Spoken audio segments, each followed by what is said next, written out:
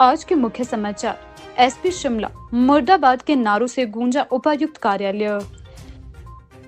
परमाणु से शिमला तक बनेगा 38 किलोमीटर लंबा रोपवे। नेताओं ने भारत रत्न डॉक्टर भीमराव अंबेडकर के चित्र पर पुष्पांजलि अर्पित की।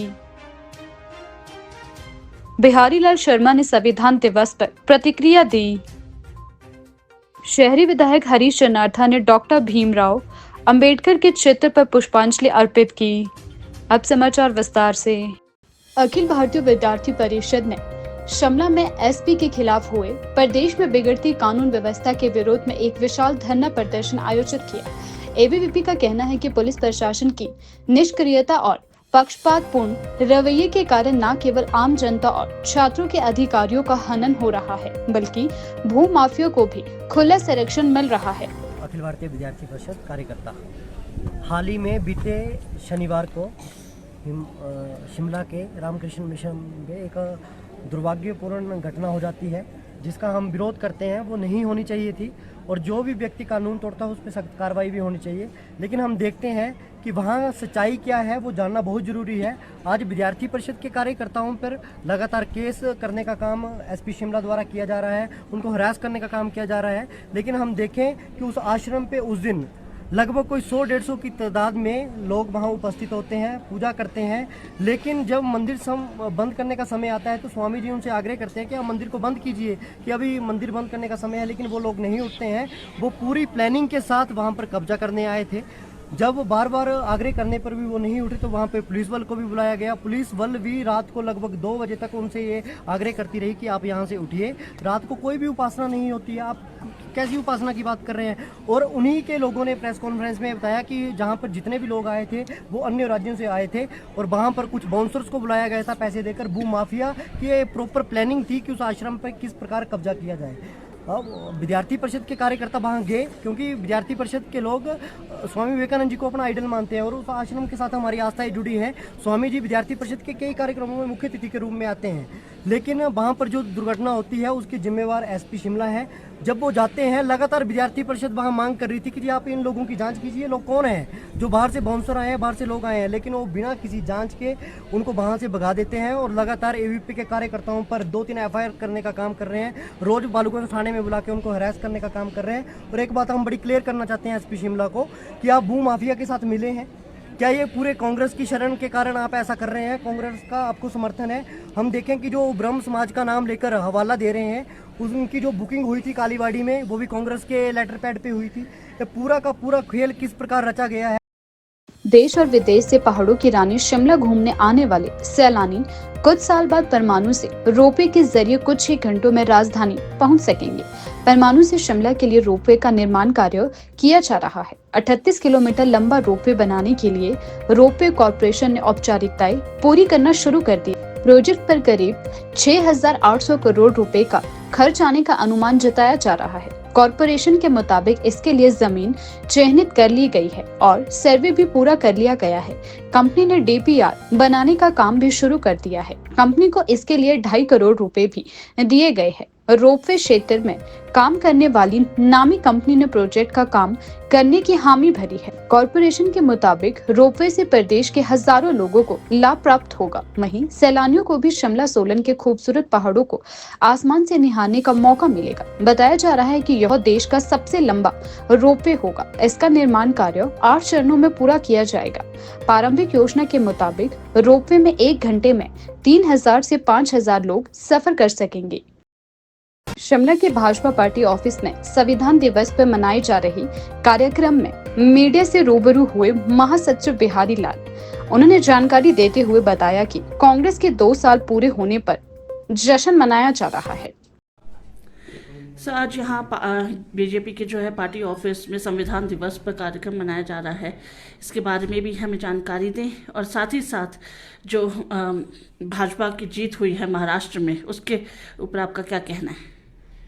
हम सभी जानते हैं कि आज भारत के इतिहास में यानी स्वतंत्रता प्राप्ति के 75 वर्ष के पश्चात यानी भारत के संविधान का जो मूल तत्व है उसको ध्यान में रखते हुए भारतीय जनता पार्टी पूरे देश भर के साथ साथ हिमाचल प्रदेश में भी आज 26 नवंबर को भारतीय संविधान गौरव दिवस के रूप में मनाती है।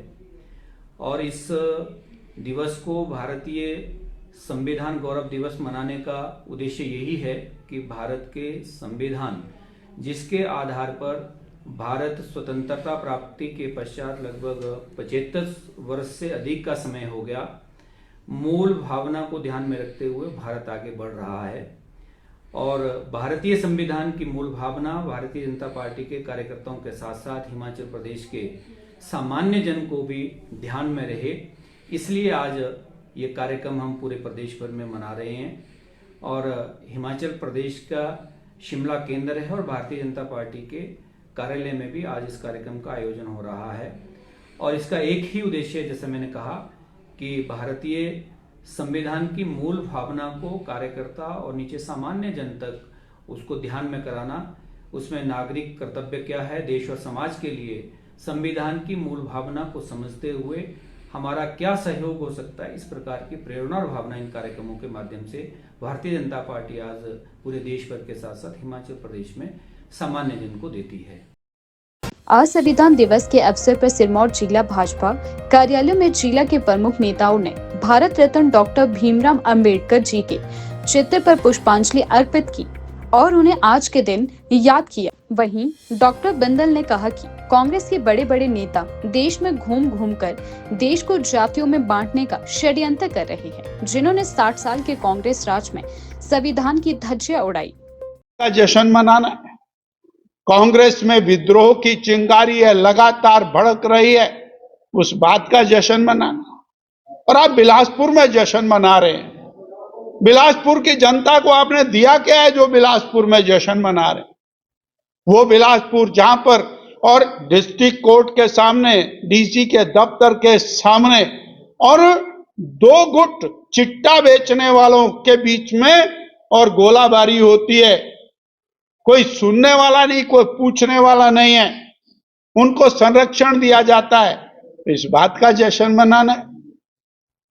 प्रदेश के अंदर और सब तरफ त्राहिमाम है, सड़कों के गड्ढे आप मिट्टी से भर रहे हैं, पीने के पानी के लिए त्राहिमाम है, बेरोजगार त्रस्त है, किसान को आपने 100 रुपए लीटर दूध का वायदा किया था, वो त्रस्त है। इस बात का जश्न मनाना है। भारतीय जनता पार्टी प्रदेश की जनता को और एक एक चीज स्मरण कराएगी कि ये जो 2 साल का कार्यकाल है, ये हिमाचल के इतिहास का काला अध्याय है। कांग्रेस पार्टी जिन गारंटियों को लेकर सत्ता में आई थी, उन गारंटियों का प्रदेश की जनता मातम मना रही है और कांग्रेस सरकार जश्न मनाने की तैयारी कर रही है। आज देश के 75वें संविधान दिवस पर शिमला शहरी विधायक हरीश चनार्था जी ने अंबेडकर चौक पहुंचकर बाबा साहेब अंबेडकर जी की प्रतिमा पर पुष्प अर्पित कर श्रद्धांजलि दी और वहां पर आए आयोजक नेहरू युवा केंद्र संगठन, हिमाचल प्रदेश युवा कार्यक्रम एवं खेल संगठन द्वारा एक पद यात्रा को विधायक जी ने हरी झंडी दिखाकर रवाना किया। जी, संविधान दिवस मनाया जा रहा है, पद यात्रा भी आज निकाली जा रही है, क्या कहना चाहेंगे इसमें? मैं आज सभी भारतवासियों को मुबारकबाद देना चाहूँगा कि आज हमारा संविधान का कंप्लीशन का जो एक सरकार ने अडॉप्ट किया था इसको, तो ये 75वां दिवस है और इसी संविधान के कॉन्स्टिट्यूशन के कारण हमारा भारतवर्ष चलता है और ये सबसे हमारा एक इम्पॉर्टेंट डॉक्यूमेंट है। और उम्मीद रखते हैं कि जैसे कि आज नेहरू केंद्र ने ये ऑर्गेनाइजेशन की है और सभी बच्चों को यहाँ पे शपथ दिलाई है, तो आने वाले वक्त में भी जितनी हमारी नई जनरेशन है इसका आदर करे और इसके मुताबिक हम अपना जो हमारे हिंदुस्तान का कॉन्स्टिट्यूशन है उसके मुताबिक अपना जीवन अर्पण करें।